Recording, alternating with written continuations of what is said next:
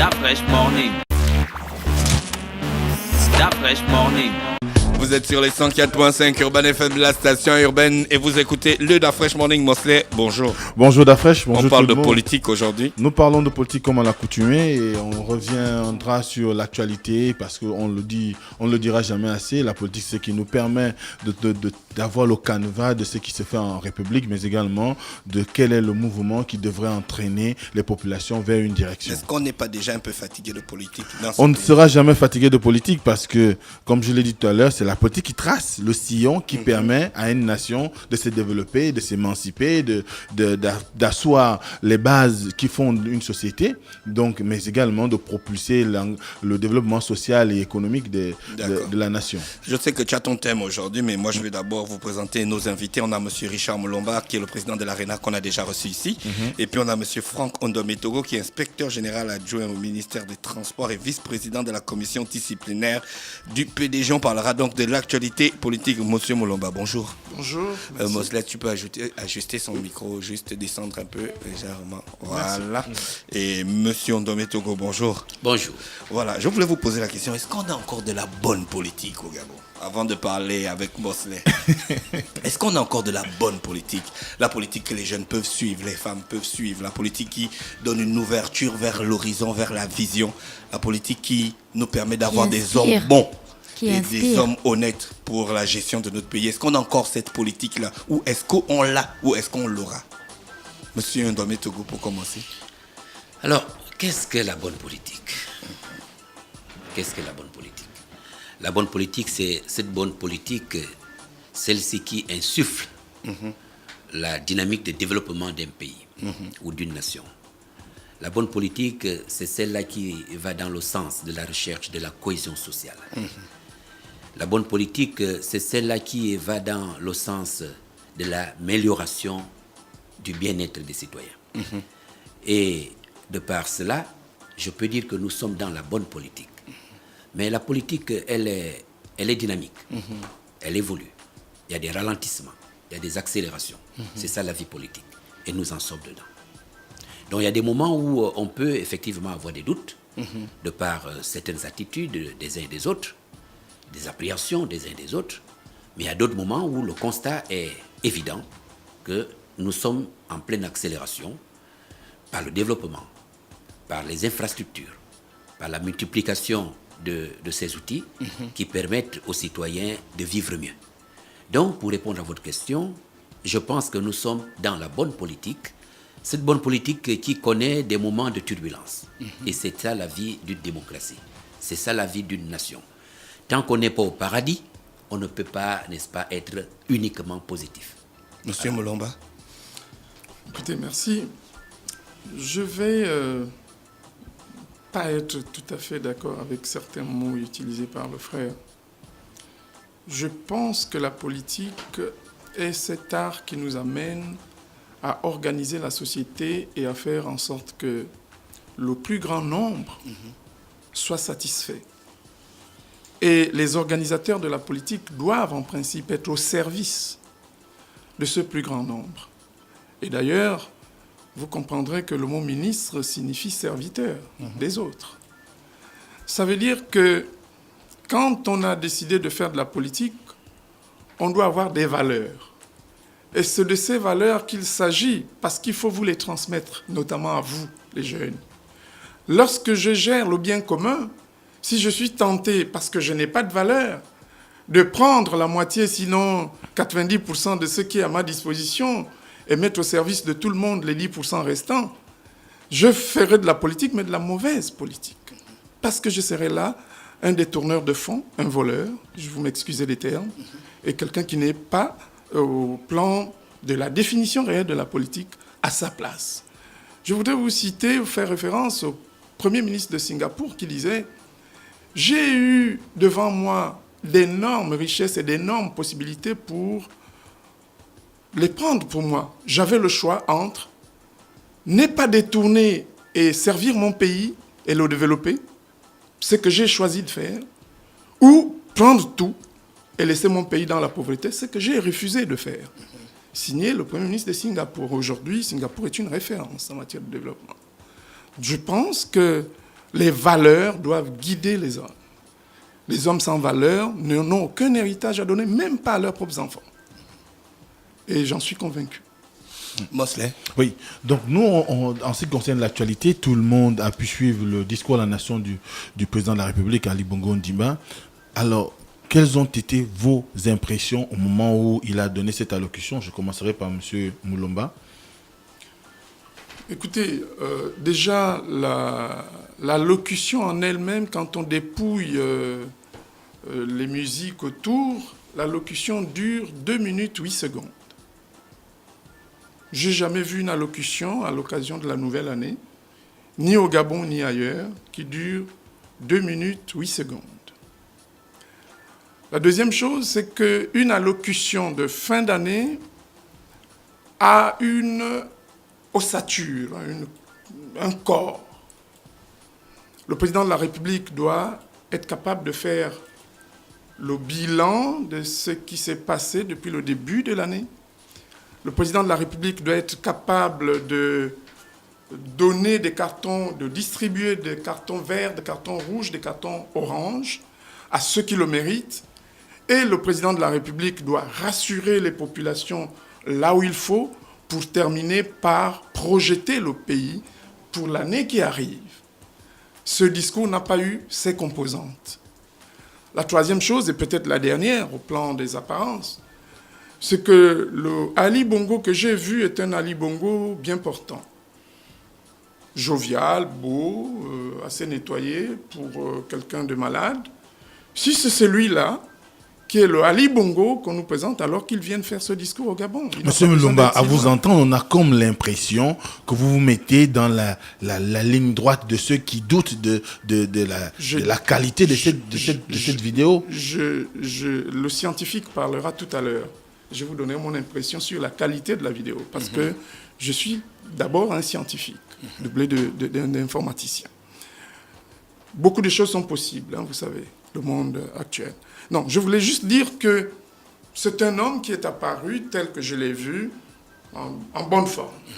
Et s'il est en si bonne forme, et j'ai d'ailleurs entendu des gens le dire, y compris à RFI, qu'il va bien. Et il y a des responsables même qui ont dit, mais le président de la République va très bien. Mais très bien. Qu'il vienne ici.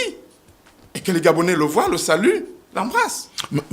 Monsieur Ndometoro, on a pu voir regarder l'allocution du chef de l'État. Pour vous, quelle était la valeur de cette allocution pour cette année normalement, et étant donné sa condition, du moins sa situation en termes de santé? Alors, je pense que mon frère Richard n'a pas suivi la même allocution que nous. Si il déclare ici qu'il a vu le président en bonne forme, ça veut dire que nous n'avons pas suivi la même image. Tout dépend de l'angle sur lequel on se situe. Le président, quand il était en forme, avant qu'il ne tombe malade, oui, cette allocution durait aussi longtemps que possible. Cette allocution faisait le tour, l'horizon de la vie politique, économique, sociale et culturelle du pays. C'est oui. Mais le président sort d'un coma. C'était net. Finalement. Ça a été dit et redit que le président était dans un coma artificiel. Quelqu'un qui fait un mois.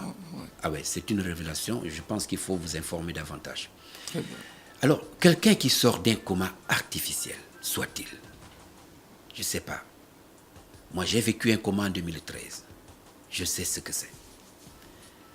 Et qui, au bout d'un mois de coma, un mois après la sortie du coma, parvient, je vous dis, je parle de ce que j'ai vécu personnellement, parvient à tenir ce discours qui a duré, comme vous l'avez dit, 2 minutes et poussière, c'est un record.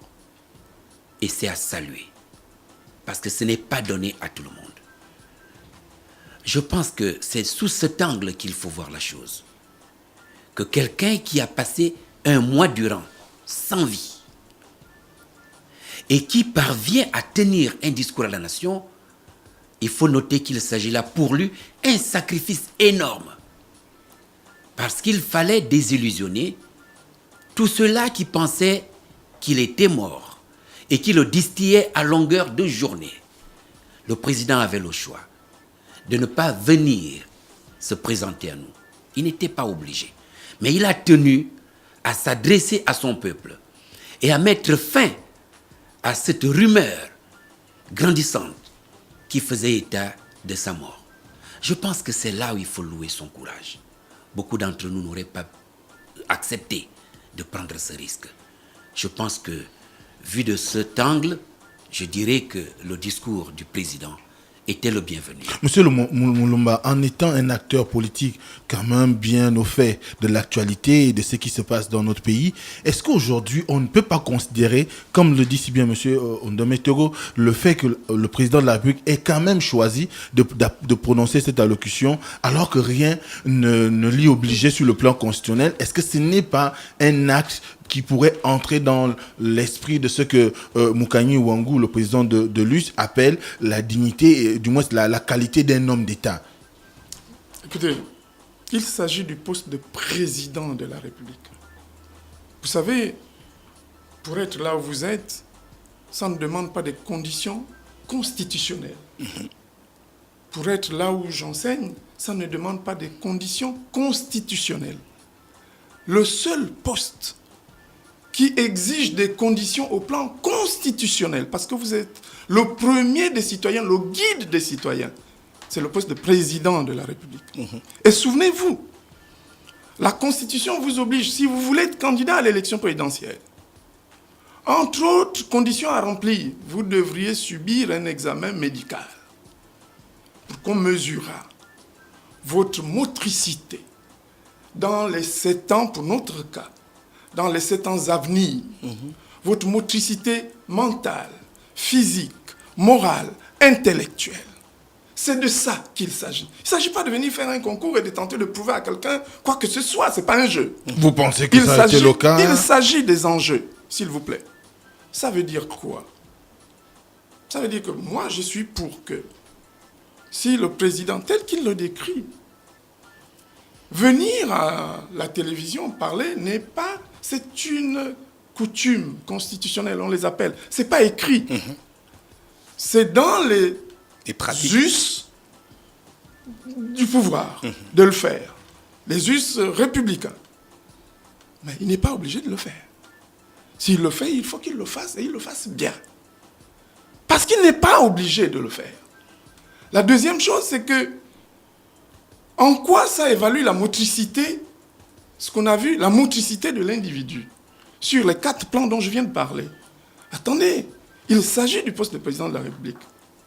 Ce n'est pas n'importe quoi. Donc je dis, oui, je soutiens que le président de la République n'était pas obligé de venir. Et moi, j'aurais été à côté de lui, que je lui aurais dit, n'y allez pas. Nous allons affronter le fait que vous ne soyez pas parti.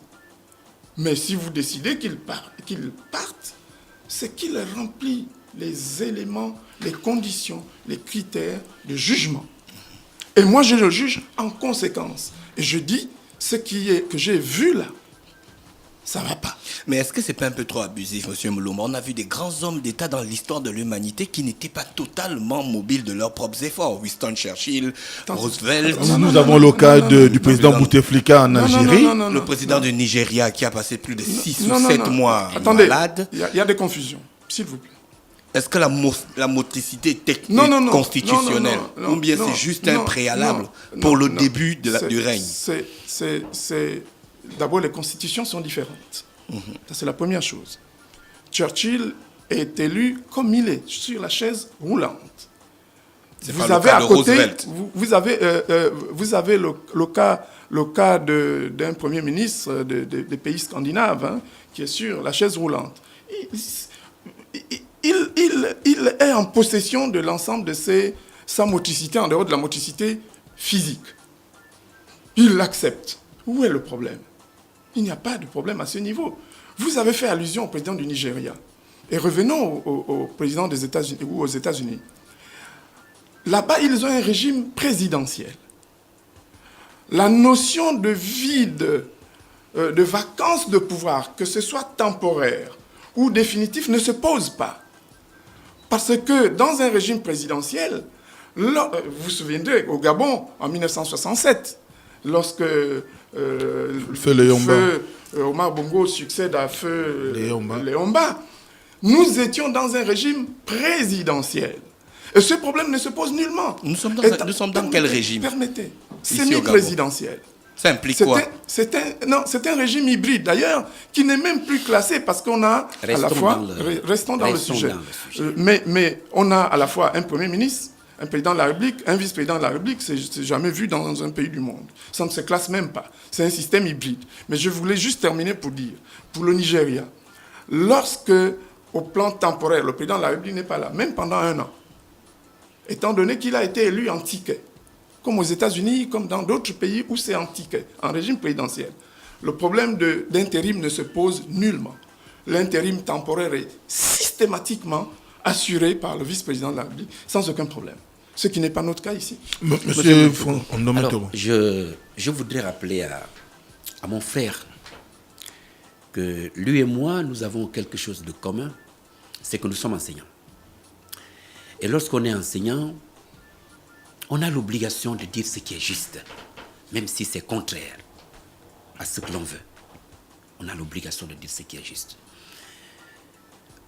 Vous avez rappelé la procédure qui fait qu'un candidat à l'élection présidentielle passe par des examens médicaux pour attester de ses aptitudes, aussi bien physiques que psychologiques. C'est vrai. Mais cet examen ne vous préserve pas d'une maladie en cours de mandat. Non. On est d'accord? Absolument. Alors, le président de la République est un être humain. Et je ne voudrais pas que vous fassiez preuve de cruauté à quelque égard que ce soit. Nous avons connu, je reviens sur quelques exemples, des chefs d'État qui sont des êtres humains au départ, Bien sûr. qui ont fait des maladies. Pas très longtemps, le président de la Guinée équatoriale, Théodore Obiang Nguema, a fait 4 mois au Cuba. On l'a donné pour mort. Il n'y a pas eu de scandale en Guinée équatoriale. Le président Paul Biya du Cameroun a séjourné en Suisse pratiquement 6 mois. Il n'y a pas eu de problème au Cameroun. Ce n'est pas des références. Hein. Ce n'est pas question de référence. Il faut toujours regarder à côté. On a parlé de Bouteflika. Je parlerai d'Habib Bourguiba en Tunisie. C'est des affections qui arrivent en cours d'exercice des mandats. On ne peut pas prévoir. Absolument. Donc le président de la République est tombé malade. Comme ça peut être chacun d'entre nous. Bien sûr. Vraiment, il ne faut pas qu'on se réjouisse de cela. Personne. Parce que nul ne sait ce que demain nous réserve. Bien sûr. Je reviens en disant, dans cet état de maladie, le président a fait preuve de courage et d'amour envers les Gabonais pour venir taire ce qui était en train de nous diviser. De nous diviser. Les uns pensaient qu'il était mort et d'autres disaient qu'il était vivant. Il fallait qu'il vienne trancher. Il avait donc ce choix de rester à ne pas le faire et laisser les Gabonais se tirer dessus, ou de prendre le risque de prendre la dernière énergie pour venir se présenter à nous, même si ça n'a duré que 3 minutes, mais il s'agit d'un message de vœu et pas d'autre chose. Alors, le contenu de ce message n'est pas encadré par un quelconque texte qui dit qu'il doit parler de telle ou de telle autre chose. Il s'agit d'un message de vœu à la nation. Et dans ce message, il y a bel et bien eu des vœux à la nation. Alors, pour revenir à ces vœux, le chef de l'État s'est encore donné pour mission de rappeler qu'il fallait préserver l'intérêt national. Est-ce qu'aujourd'hui, M. Moulomba, M. Ondemetoro, il y a risque dans la demeure Gabon en l'état actuel des choses? Moi, je dis que partout où le mensonge prend pouvoir, prend surface, il y a des risques parce qu'il y a un affrontement avec la vérité. dès qu'il y a manipulation de l'information, de l'image aujourd'hui, il y a des risques d'interprétation et donc des risques derrière entre la vérité qui voudra s'imposer et le mensonge qui décide de prendre surface. Vous voulez dire que le camp du pouvoir ou les gouvernants sont en train de mentir aux populations gabonaises? Je dis que, et je l'ai déjà dit dans l'ensemble de mes sorties, dès lors qu'on se met dans la route de la manipulation, on met en danger non seulement soi-même, mais les autres autour de soi. Il y a énormément, je dis bien énormément de manipulation. Vous pouvez nous donner quelques exemples dans ce qui se passe. Et surtout par rapport au pouvoir au sommet de l'État. Je dis même qu'il y a des contradictions. Souvenez-vous de toutes les informations qui nous ont été données au départ et des contradictions entre elles. Un coup, le président de la République va à Londres. Un coup, dans la même seconde, il va au Maroc. Un coup, le président a eu une fatigue. Là, j'apprends pour la première fois. J'ai entendu jusqu'ici un AVC, c'était accepté. Et là, j'entends... Monsieur Moulomba, est-ce qu'un AVC n'entraîne pas un coma? Coma profond? Non, pas forcément. Non, artificiel. Coma profond, coma artificiel. Disons, les mots qui sont utilisés. C'est la première fois que je les entends. Tous les AVC n'amènent pas vers le coma, vous le savez. Donc, nous avons ici comme l'impression que la vérité ne veut pas être dite aux Gabonais. Et est-ce que le discours du président ne suffit pas à dire, à juger? Le scientifique va parler. Gina, tu voulais dire quoi? Étant donné que je vais emprunter vos mots de tout à l'heure, vous avez parlé de manipulation. Est-ce qu'on n'a pas l'impression aussi aujourd'hui que finalement l'opposition aussi, ou les personnes qui ne sont pas d'accord avec le parti au pouvoir, se servent aussi de cette affaire-là pour manipuler justement les populations? L'opinion. J'ai envie d'emprunter encore vos mots. Vous avez dit que le président de la République est le leader de la nation. Que se passe-t-il dans les maisons lorsque le leader est malade? Est-ce que ça n'aurait pas été l'occasion, peut-être, d'appeler à une sorte de trêve, histoire, parce que comme vous l'avez dit, peu importe la durée, la vérité ressortira, histoire de laisser passer la période de maladie et d'arriver à une période où au final on revient sur la table et on rediscute nos problèmes.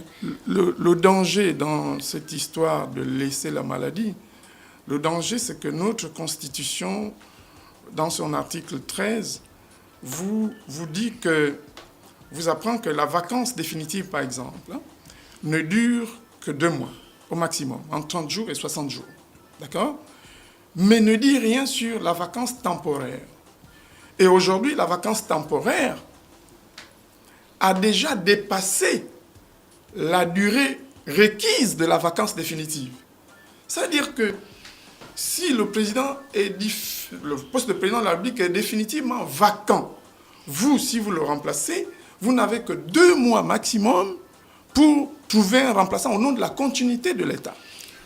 Or là, dans une durée indéterminée, on va dire d'attendre jusqu'à quand? Pendant combien de temps attend-on? Je vais oui, monsieur Ndometoro, est-ce qu'aujourd'hui, on peut dire qu'on est dans la période de vacances de poste ou de pouvoir? Vacances temporaires. Nous sommes en droit. Nous sommes en vacances temporaires déclarées, qui a été communiquée par la Constitution aux populations gabonaises. Les mots ont leur sens et leur pesant. Bien sûr. Avant d'en arriver à la vacance dont vous faites état, je note que vous avez parlé de mensonges sans nous dire exactement où réside ce mensonge, sans nous dire exactement qui est à l'origine du mensonge. Mais je note aussi que vous avez quand même reconnu que, effectivement, ce mensonge peut venir d'un camp comme de l'autre, tel que l'a suggéré ma petite sœur à côté. Il faut dire qui a menti et où est le mensonge. Mais pour ce qui me concerne, nous nous tenons uniquement à ce qui est visible, à ce qui est légal, à ce qui est réel et à ce qui est officiel. Les Facebook, WhatsApp et autres, c'est de la poudre aux yeux qui peut à tout moment nous rendre aveugles sur la réalité. Bien sûr. Vacances. On n'a pas parlé de vacances temporaires. Attention. La Cour constitutionnelle, par le canal de son président, a parlé d'indisponibilité temporaire. Précisément. Indisponibilité. Le terme vacances n'existe pas à ce niveau. Mais la vacance, elle participe effectivement des dispositions de l'article 13. Et cette vacance obéit à des procédures. Pour l'instant, nous ne sommes pas dans le cadre d'une vacance, dont le terme vacance temporaire, c'est une imagination. Il s'agit d'une indisponibilité que chacun de nous peut connaître en cas de maladie.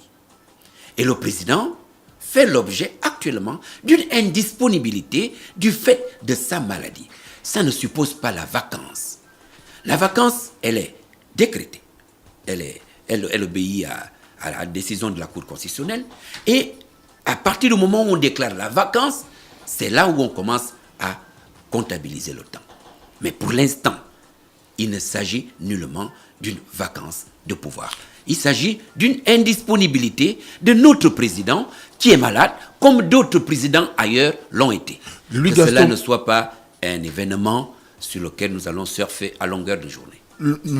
Maître Louis Gaston Maïla actuellement parle de la maladie de Libongo comme étant une crise plus grave. Est-ce qu'aujourd'hui, à la lumière des actions qui sont menées par l'opposition, le Parti démocratique gabonais peut nous donner des gages qui pourraient faire en sorte que quand on entend 41 formations politiques 44 formations politiques de l'opposition se mettre en coalition pour demander à ce qu'il y ait la mise en place du moins la mise à plat des institutions de la République, mais également un groupe d'opposants qui demandent aussi à ce qu'on puisse arriver à la mise en place d'une commission médicale. Est-ce qu'aujourd'hui, le Parti démocratique gabonais a des arguments capables de pouvoir mettre, du moins, à rassurer les populations, parce que quand on écoute l'agenda de l'opposition, on a comme l'impression qu'ils ont des informations que la majorité des Gabonais n'ont pas. Premièrement, je ne parle pas au nom du Parti démocratique gabonais. Je parle en tant que citoyen avisé, qui appartient à un camp politique. Mais je n'ai pas été mandaté pour parler au nom du Parti démocratique gabonais. Vous avez parlé de deux choses. 44 partis politiques. Je ne sais pas si vous êtes parti couvrir cet événement. Mais j'y avais des gens. 44 partis politiques gabonais. Mais quand on fait l'effectif du nombre de personnes qui étaient dans la salle, c'est difficilement que ça a été 44 personnes. Mais vous ne pouvez pas dire ça. Moi, Eh bien, c'est la vérité. Non, vous y avez été. Mais j'ai la liste de présence. Avec les noms des Alors, partis vous imaginez 44 partis politiques réunis dans une salle. Bien sûr, à la Chambre des commerces. Et c'est ce qu'on a vu là. Et c'était à la Chambre des commerces. Ça veut dire j'en étais le rapporteur général. Je sais, Richard. J'ai la liste de présence. La liste de présence, voilà. Elle n'est pas elle fait foi. Oui, bien sûr, elle fait foi, c'est la vérité. Elle ne reflète pas l'effectif de 44 partis politiques. Ils y ont été bien Rien présents. que cette image vous permet de savoir qu'il y a quelque chose qui ne va pas. Il y a quelque chose qui ne va pas. Alors, le deuxième aspect de votre question, c'était... la commission médicale. La commission médicale. Et là encore, je me pose des questions. Qu'est-ce qui se passe dans le camp d'en face?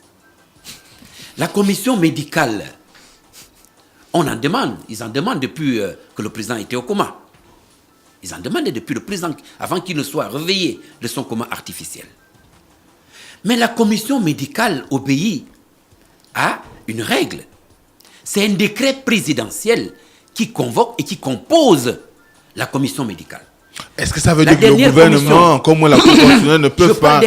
Je parle d'un décret du président de la République. C'est lui seul qui est habilité à prendre un décret. Vous parlez de quelle commission médicale? La dernière commission médicale qui a eu lieu, c'était en 2016, à la veille des élections présidentielles. Vous parlez pour de attester, quelle commission médicale? Richard, tu viendras.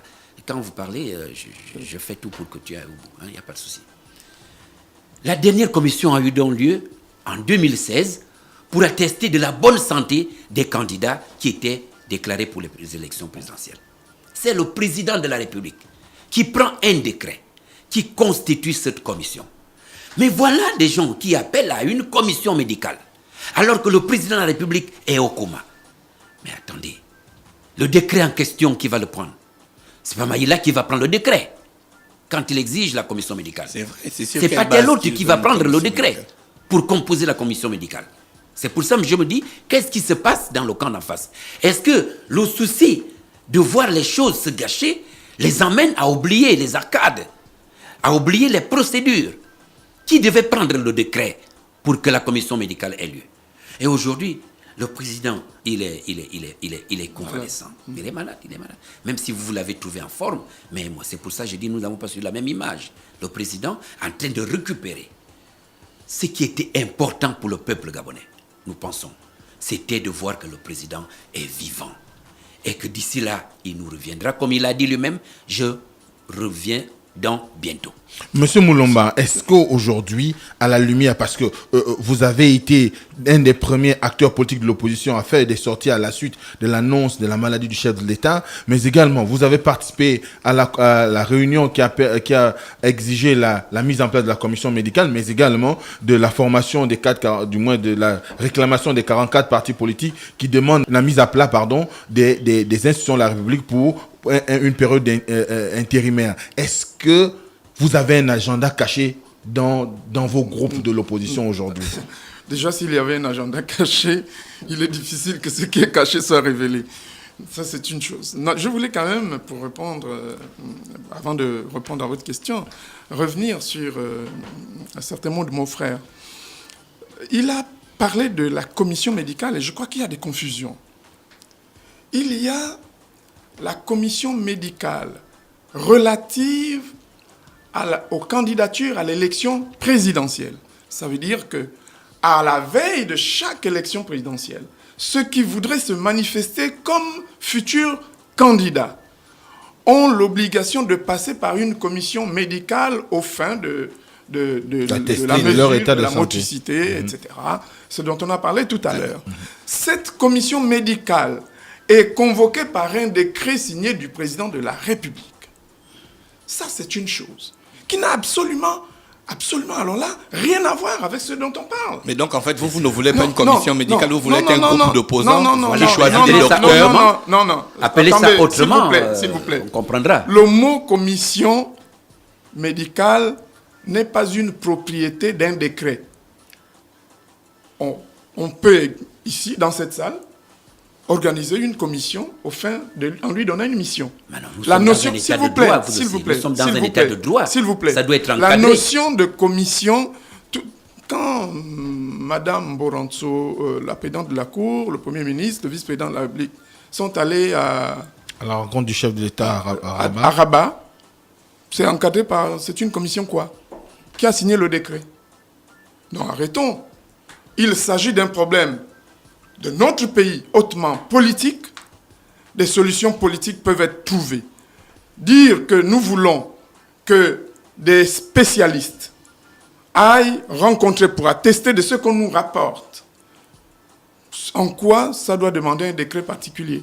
Parce qu'il faut il suffit... N'appelez donc pas ça commission médicale, non, Richard. La notion de commission n'a rien à voir avec ce à quoi vous faites allusion. Absolument rien à voir.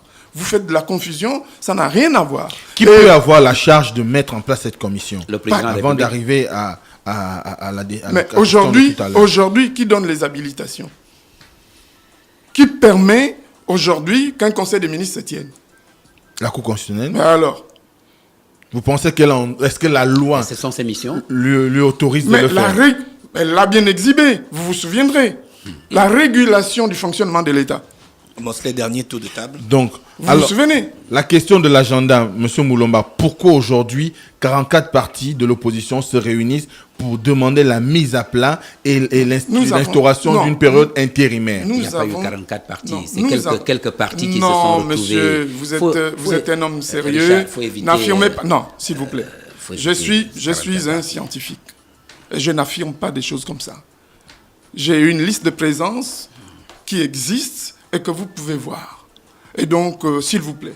Et ces partis ont des noms avec les noms des responsables, avec les signatures et les dates. Donc, vous ne pouvez pas dire ce que vous dites. L'agenda caché. L'agenda caché. En train de dire, Pourquoi aujourd'hui vous jugez qu'il est nécessaire de mettre à plat les institutions Nous sommes allés sur la base d'une hypothèse. Et vous vous souviendrez des sorties qu'a faites l'ARENA.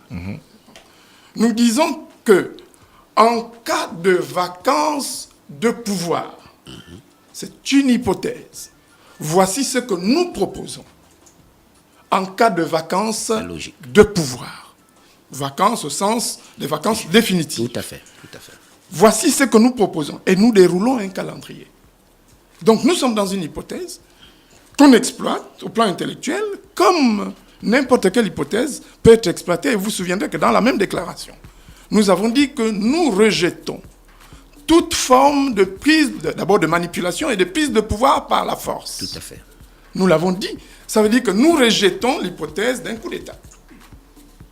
D'accord ? Comme nous avons dit que nous rejetons l'hypothèse juridique qui conduirait à nouveau vers des grabuges et des morts des Gabonais. Voilà.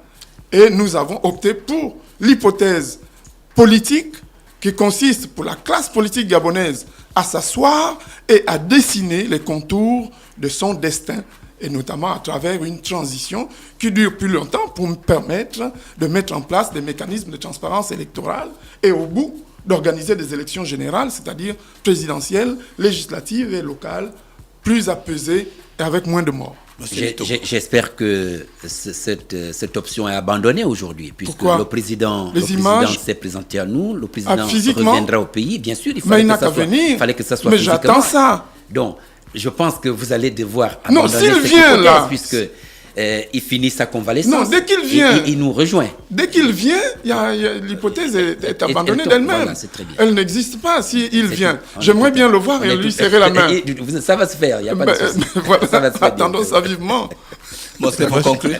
Pour conclure, alors, ça va très vite votre émission là. On conclut déjà. On n'a pas fait le tour. Ça c'est la dernière question. Parce que la Cour constitutionnelle vient de donner les résultats définitifs des élections législatives, quelles sont vos attentes par rapport au gouvernement qui sera formé dans quelques jours? Monsieur Moulomba. Aucune attente. Pourquoi? Vous êtes parti politique. Attention. Mais je n'ai aucune attente particulière. En tant que citoyen? Mais je veux dire que je n'ai pas un souhait particulier dans une telle option. Votre parti n'a pas participé aux législatives? Le parti y a pris part, mais je veux dire, vous avez posé la question par rapport à la formation du prochain gouvernement. Je n'ai pas une attente particulière. Vous même pas de l'amélioration d'un certain nombre de projets ou encore de conditions pour les Gabonais? Je ne crois pas du tout en cela, puisque de toute façon, depuis 2009, je le dis, que c'est une série de promesses qui n'ont jamais rien donné. Monsieur Franck Ndomotogo? Alors, je pense que c'est très amusant d'entendre mon frère dire qu'il n'a pas d'attente. Un parti politique a forcément des objectifs par rapport aux citoyens qu'il veut bien protéger et améliorer le sort. Le gouvernement qui va arriver, nous souhaitons, et c'est général, nous souhaitons que ce soit un gouvernement efficace, plus efficace que celui qui sort. Nous souhaitons que ce soit un gouvernement qui repose sur des personnes ayant les aptitudes techniques, mais également ayant la volonté d'aller dans le sens voulu par le président de la République. Nous sommes confiants du fait que le Parti démocratique gabonais va mettre tout en œuvre pour que ceux qui feront partie de ce gouvernement soient au maximum des Gabonais ayant les aptitudes nécessaires. Donc voilà mon sentiment. Mais je conclus en disant que le président de la République a bien voulu présenter les vœux à son peuple pour taire les dissensions et faire en sorte que la cohésion sociale soit maintenue. Il faudrait que nous le retenions. Ça a été un sacrifice pour quelqu'un qui sort d'un coma. Mosley. Oui, c'est bon. Merci à tous les auditeurs qui étaient avec nous ce matin sur les 104.5 Urban FM, la station urbaine. Voici René Ruth. Urban FM et les forces de police nationales s'associent et vous offrent Urban Trafic, le programme qui vous fait le point à 7h, 8h, 10h, 12h30, 16h, 17h et 18h sur le trafic routier au quotidien sur Libreville, Akanda, Ovendo et Ntoum. Urban FM 104.5.